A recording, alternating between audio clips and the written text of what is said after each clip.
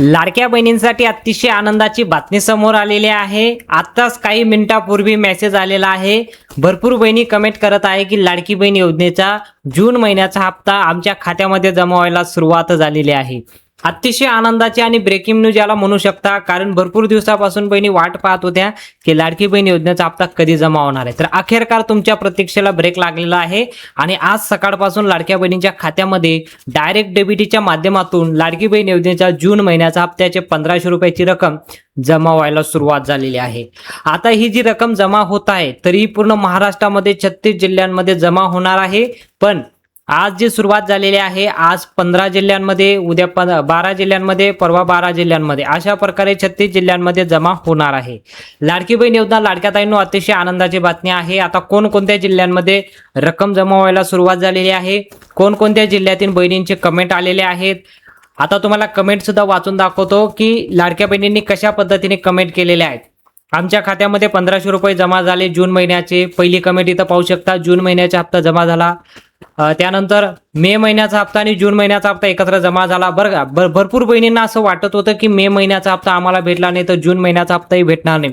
तर आता बघा, ज्या बहिणींना जून महिन्याचा हप्ता आला, मे महिन्याचा हप्ता आला नव्हता, तर त्यांना आता मे महिन्याचा आणि जून महिन्याचा एकत्र हप्ता जमा केला गेला आहे।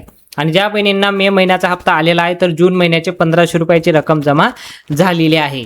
आता भरपूर दिवसापासून बहिणी वाट पाहत होत्या की दोघं हप्त्याची रक्कम एकत्र जमा होईल का काय, तर बघा एकत्र रक्कम जमा झालेली नाही। जो मेसेज आपल्याला पाहायला मिळतोय 1500 रुपयाची रक्कम जमा झालेली आहे असं मेसेज आपल्याला पाहायला मिळतोय। पण जी रक्कम आता जमा झालेली आहे ती 1500 रुपयाची आहे, तो आहे जून महिन्याचा हप्ता। जर मे महिन्याचा हप्ता आला नसेल तर तुम्हाला 2 हप्त्याची रक्कम एकत्र 3000 रुपये आले असतील। आता उरलेला प्रश्न कोणकोणत्या जिल्ह्यांमध्ये पैसे जमा होत आहे, तर तुम्हाला जिल्ह्यांची नावं वाचून दाखवतो। तुम्ही जर या जिल्ह्यांपैकी राहत असाल तर तुमच्या खात्यामध्ये नक्कीच हप्ता जमा झाला असेल। आता राहिलेला प्रश्न की या जिल्ह्यांची नावं कशा पद्धतीने आहे, तर बघा मी तुम्हाला पूर्ण जिल्ह्यांची नावं वाचून दाखवतो। तुम्ही नेमकं कोणत्या जिल्ह्यात राहता त्यावर तुमचा हप्ता ठरणार आहे। तर बघा, सर्वात अगोदर कोणकोणत्या जिल्ह्यांमध्ये हप्ता वाटप होतोय त्या जिल्ह्यांची नावं सांगतो। जर तुम्ही नाशिक जिल्ह्यामध्ये राहत असाल तर नाशिकवाल्यांसाठी पण अतिशय आनंदाची बातमी आहे, कारण नाशिक जिल्ह्यामध्ये सर्वात अगोदर वाटप सुरू झालेलं आहे। हप्ता जो वितरण सुरू झालेला आहे तो सर्वात पहिले नाशिक जिल्ह्यामध्ये झालेला आहे।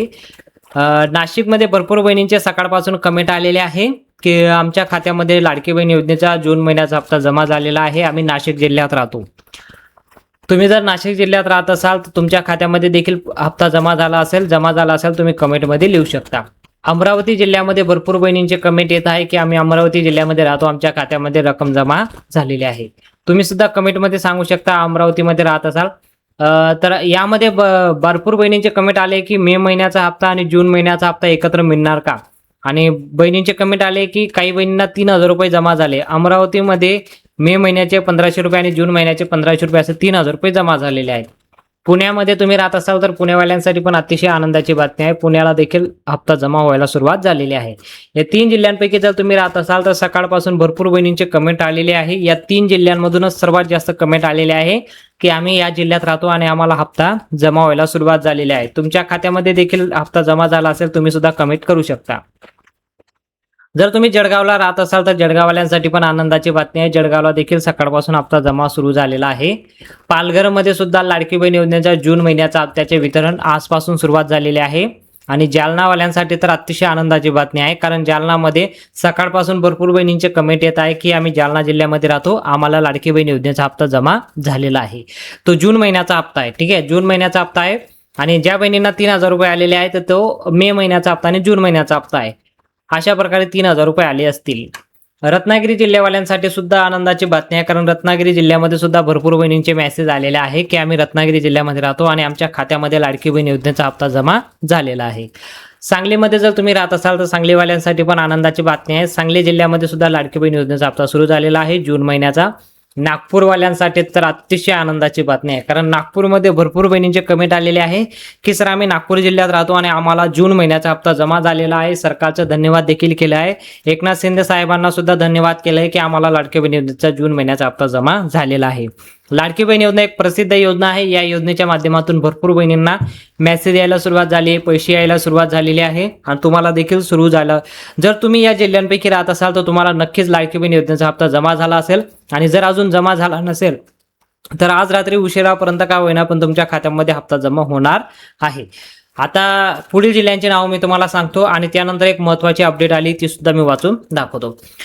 तर बघा शेवटी आज कोणकोणत्या जिल्ह्यांमध्ये वाटप होणार आहे. मुंबई, ठाणे आणि धुळे यामधून आपल्याला कमेंट आलेले नाही, पण या जिल्ह्यांची नावं आलेली आहे. मुंबईमध्ये, ठाण्यामध्ये आणि धुळ्यामध्ये या 3 जिल्ह्यांपैकी जर तुम्ही राहत असाल तर तुमच्या खात्यामध्ये आज उशिरा रात्रीपर्यंत तुमच्या खात्यात रक्कम जमा होणार आहे. ती जून महिन्याचा हप्ता असणार आहे लाडकी बहीण योजनेचा. लाडकी बहीण योजना एक प्रसिद्ध योजना आहे. या योजनेच्या माध्यमातून दर महिन्याला लाडक्या बहिणींना 1500 रुपये दिले जातात.